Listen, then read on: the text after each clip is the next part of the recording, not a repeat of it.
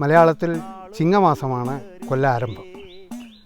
പക്ഷേ കാർഷിക വൃത്തിയെ സംബന്ധിച്ച് പറയുകയാണെങ്കിൽ കൊല്ലം ആരംഭിക്കുന്നത്, അതായത് ഒരു കൊല്ലത്തെ ഫലം മുഴുവൻ ലഭിക്കുന്നത് മേടം 1-ാം തീയതി വിഷു ആയിട്ടാണ്.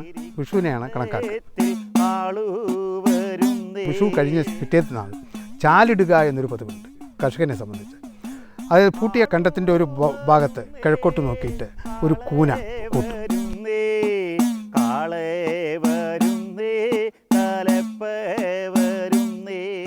എന്നിട്ട് പലതരം വിത്തുകളുണ്ട്.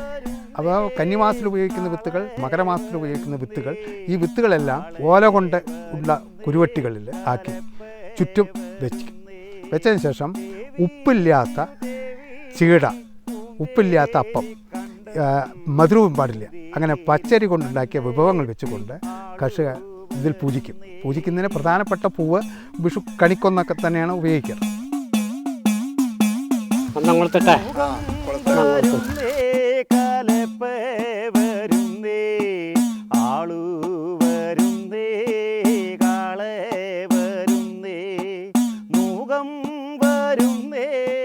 എന്നിട്ട് അവിടെ വെച്ചിട്ട് കരി എന്ന് പറയുന്നത് കലപ്പ, കരിയെ വെച്ച് അതിൽ പോത്തിനെ അണച്ച് ഒരു 2 ചാല് പൂട്ടിയിട്ട് വിത്ത് വിതയ്ക്കും.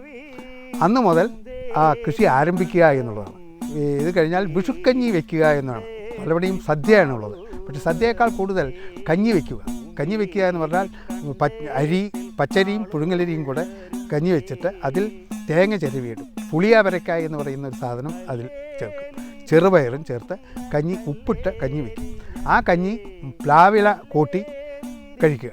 പിന്നെ ചക്ക പുഴുക്ക്, മാങ്ങ കറി, ഇതൊക്കെയാണ് ആ വേനൽക്കാലത്ത് ഏതെല്ലാം വിഭവങ്ങൾ കിട്ടുമോ അതെല്ലാം വെച്ചുകൊണ്ട് കറി ഉണ്ടാക്കുകയും വളരെ ലളിതമായ രീതിയിൽ ഒരു കൊല്ലം മുഴുവൻ നമുക്ക് ഭക്ഷണം മുട്ടാതെ കിട്ടണം എന്നുള്ള ഒരു മിത്തായിരിക്കും ഈ കഞ്ഞി കുടിക്കുക എന്നുള്ളത്. കഞ്ഞിയെങ്കിലും കിട്ടണം എന്നുള്ള രീതിയായിരിക്കും ഇതിനുള്ളത്.